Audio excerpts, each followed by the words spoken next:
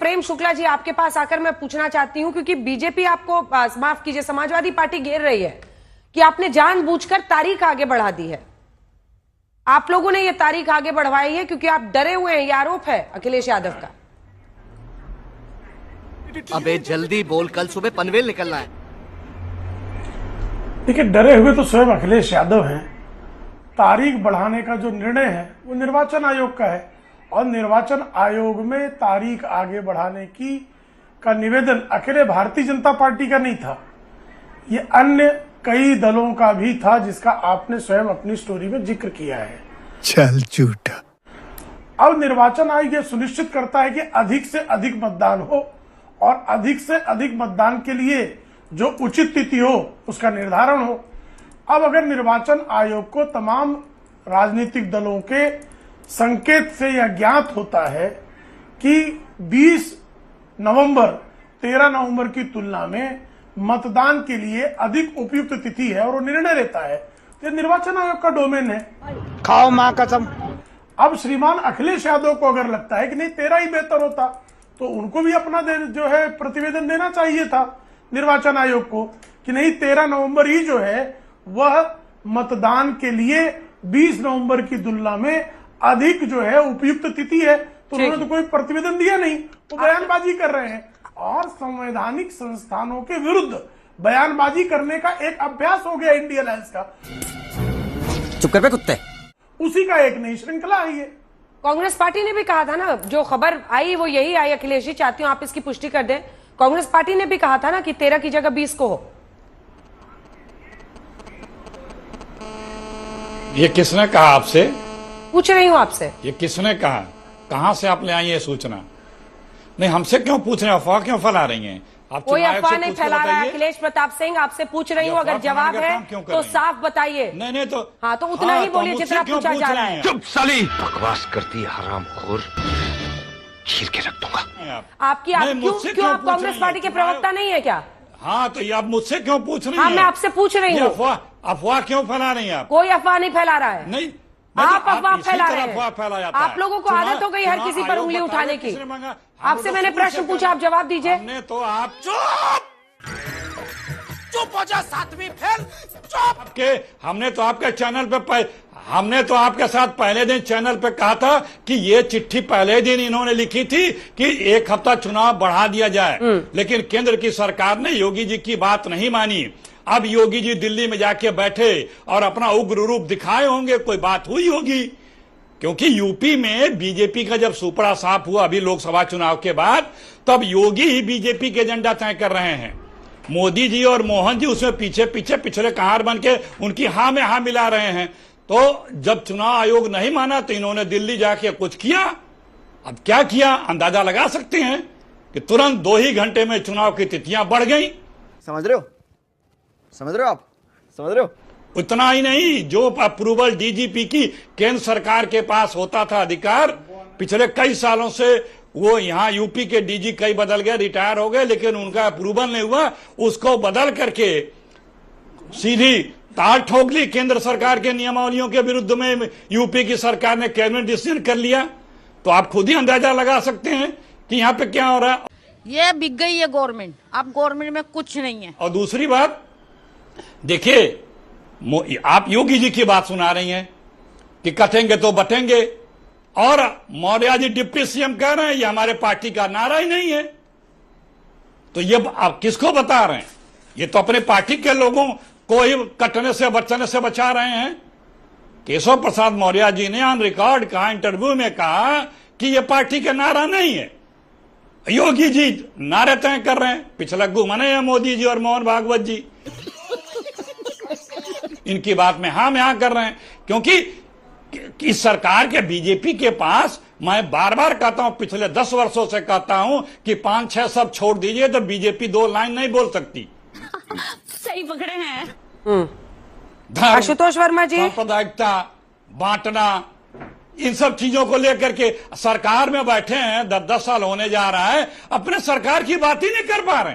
अरे सुधरो रे, अभी तो सुधर जाओ। हमारे प्रधानमंत्री जी कितनी गिरी हुई बात कर रहे हैं झारखंड में, कैसे शब्दावली का प्रयोग करते हैं। लोकसभा चुनाव में भी देखा आपने कैसे इस तरह से अमर्यादित भाषा का प्रयोग करते हैं। कुछ भी हो, वो देश के प्रधानमंत्री हैं, उनको कम से कम प्रधानमंत्री की गरिमा का ख्याल रखते हुए भाषा का प्रयोग करना चाहिए। बात तो सही है, लेकिन जब से हारे हैं, जब से बैसाखियों पाए हैं, सारे के सारे भाजपाई बौखलाए हुए हैं। इस तरह से आप शब्दों का आशुतोष प्रयोग शर्मा करते जी, हैं। चलिए ठीक है। आशुतोष क्यों शर्मा बढ़ाने जी, की नौबत आई भाई? 2 हफ्ते से ज्यादा, अब 3 हफ्ते का चुनाव प्रचार होगा, अंजन- इतना लेट क्यों नहीं बढ़ाया? फिर आपकी सरकार ने तो तभी लिख के यूपी का दिया था, उसी समय क्यों नहीं बढ़ाया ये गया? निर्वाचन आयोग से क्या नियम है? पूछिए। 14 दिन से ये ज्यादा इसका फिर अब उत्तर चुनाव निर्वाचन प्रचार है ना, होगा तो यूपी आप में। बकवास कर रहे हैं, तर्क नहीं निर्वाचन करता। आयोग का भी अब एक आप नियम है। बकवास कर रहे हैं, तर्क निर्वाचन नहीं। आयोग बीच में ना बोल। आयोग भी एक नियम अब के आपका तहत बंधा आपका हुआ मुर्गा होता है। फाड़ दिया मैंने, अब आप बकवास निर्वाचन कर रहे हैं। आयोग भी एक नियमों के तहत बंधा हुआ है। 2 हफ्ते चुनाव प्रचार के लिए मिलते हैं, अब 1 हफ्ते और चुनाव प्रचार के लिए बढ़ेंगे। ये कैसे अब adjust होगा? आए बाएं साहब। वो अब आए पत्र तो बाएं आपकी साहब। सरकार ने पहले ही दी अब आए थी, बाएं केंद्र साहब। में आपकी सरकार थी, तो तभी आए क्यों बाएं नहीं साहब, बढ़ाया? आए बाएं बाएं। तभी अखिलेश क्यों नहीं जी। बढ़ाया? आए बाएं साएं, मिस्टर आए बाएं साएं, आए बाएं मिस्टर साहब। आए बाएं साएं, 1 हफ्ते पहले क्यों नहीं बढ़ाया? बस हवा निकल गई। आशुतोष जी, मुद्दा एक और जो उठ रहा है, खास तौर पर अगर हम देखें अब बांग्लादेशी घुसपैठियों का। अब ये देखिए, बांग्लादेशी घुसपैठियों के मुद्दे पर हम लोग आ जाते हैं, क्योंकि उस मुद्दे को बढ़ चढ़कर देखिए, इलीगल इमिग्रेशन आशुतोष जी अमेरिका जैसे देशों में भी बड़ा मुद्दा है, क्योंकि जो देश के संसाधन होते हैं उस पर खींचतान बढ़ती है, और खींचतान बढ़ने के बाद जो वहां के निवासी हैं, जाहिर तौर पर उनके लिए मुश्किल होती है। अब ये देखिए, ये मैंने घुसपैठ की जांच पर सुप्रीम कोर्ट पहुंची है झारखंड सरकार। 29 सितंबर को बांग्लादेशी घुसपैठ पर झारखंड हाईकोर्ट ने फैक्ट फाइंडिंग कमेटी के गठन का आदेश दिया था। इसकी गंभीरता को ही तो देखते हुए दिया था ना। संथाल परगना के इलाके में 44 से 28% आ गई है आदिवासी पॉपुलेशन। अब देखिए, झारखंड में घुसपैठ की जांच के खिलाफ हेमंत सोरेन सरकार कोर्ट पहुंचती है, सुप्रीम कोर्ट पहुंचती है। राज्य सरकार में जो फैक्ट फाइंडिंग कमेटी बनाने के हाईकोर्ट का आदेश है उसको चैलेंज करते हुए पहुंचती है। अब 8 नवंबर को इसकी सुनवाई होगी, और झारखंड सरकार की तरफ से कपिल सिब्बल ने सुप्रीम कोर्ट के सामने यह मामला रखा है।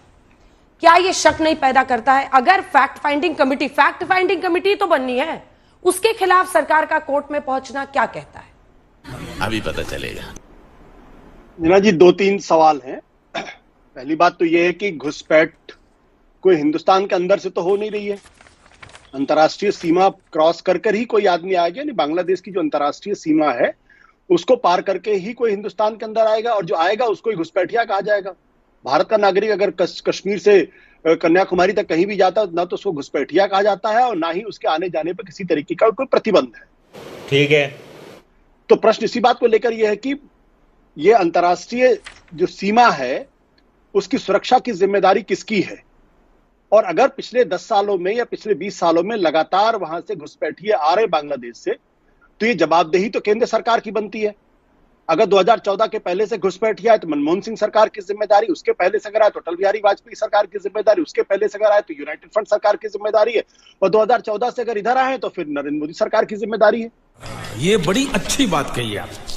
तो ये असफलता तो केंद्र सरकार की है, इसके लिए राज्य सरकारों को आप दोषी नहीं ठहरा सकते। पहला प्रश्न इसी बात को लेकर ही है।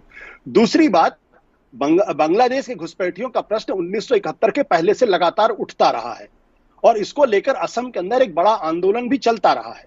प्रश्न इसी बात को लेकर यह है कि अगर कोई सरकार या कोई मुद्दा अगर उसको लगातार उठा रहा है, तो क्या इसकी स्टडी की गई है कि कितनी संख्या में बांग्लादेशी घुसपैठी यहां पर आए हैं? नहीं।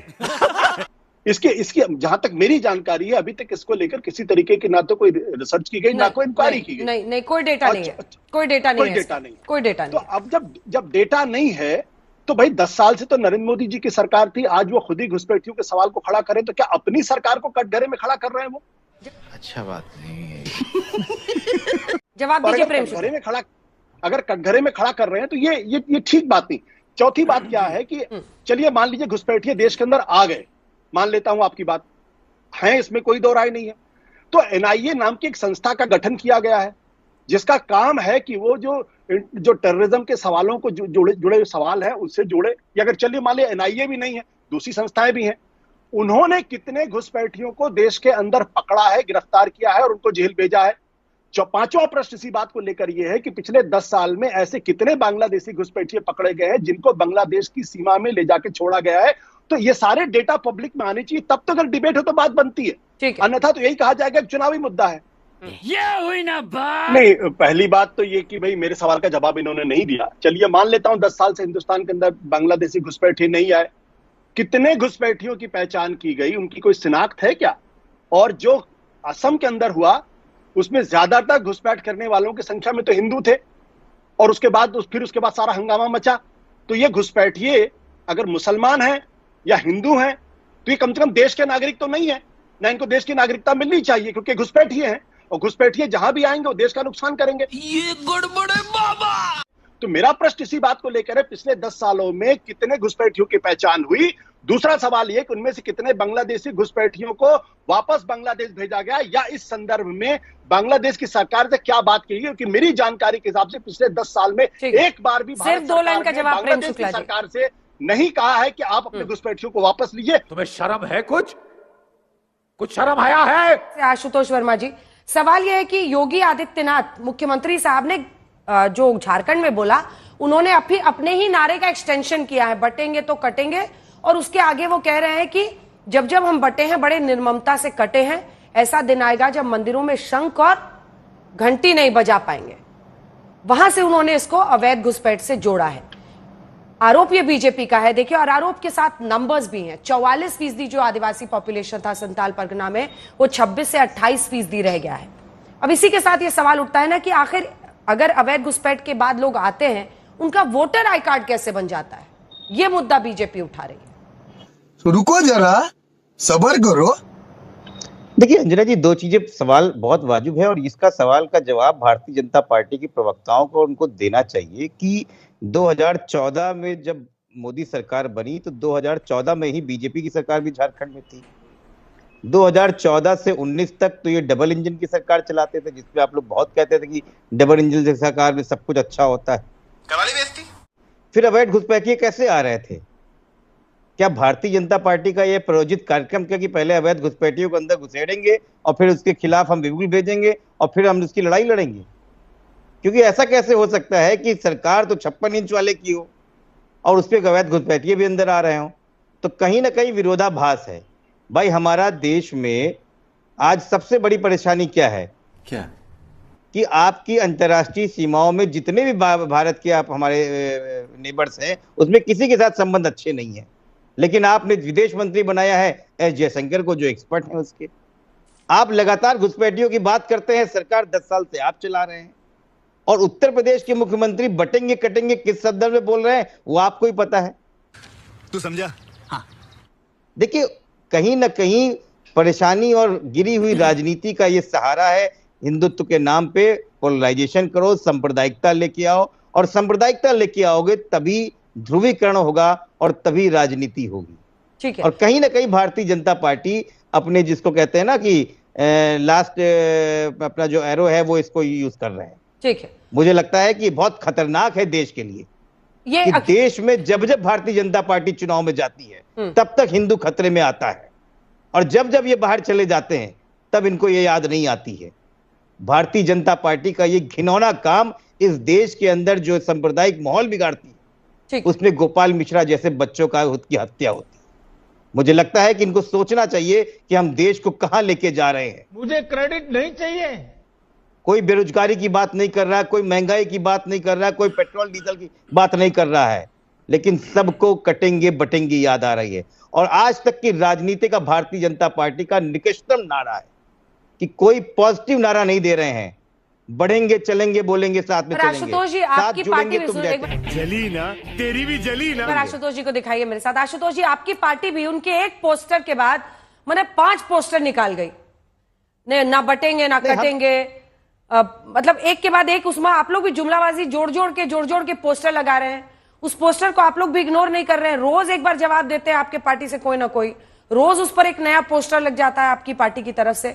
क्यों फिर इतना तवज्जो देना अगर ये वाकई इतना ध्रुवीकरण वाला? अंजना जी, ये रुक, तेरे को बताते तेरी माँ। ये बड़ा वाजिब सवाल है कि जो गलती कर रहा है हम उसको टोके ना, और गलती वाले से सवाल ना हो, जो टोक रहा है उससे सवाल। आप सवाल क्यों कर रहे हो? आप देश की गंगा जमनी तहजीब पे लगातार अटैक कर रहे हो, आप उल्टे सीधे नारे गढ़ रहे हो और उसको लेके चुनाव में चल रहे हो, और प्रदेश की सबसे बड़ी विपक्षी पार्टी, देश की सबसे बड़ी तीसरी पार्टी अगर सवाल पूछ रही है तो सवाल समाजवादी पार्टी से पूछो। अरे एक बार आप तो पूछिए जाके कि ये कटेंगे बटेंगे क्या है, कौन कट गया है इस देश में? अब वोट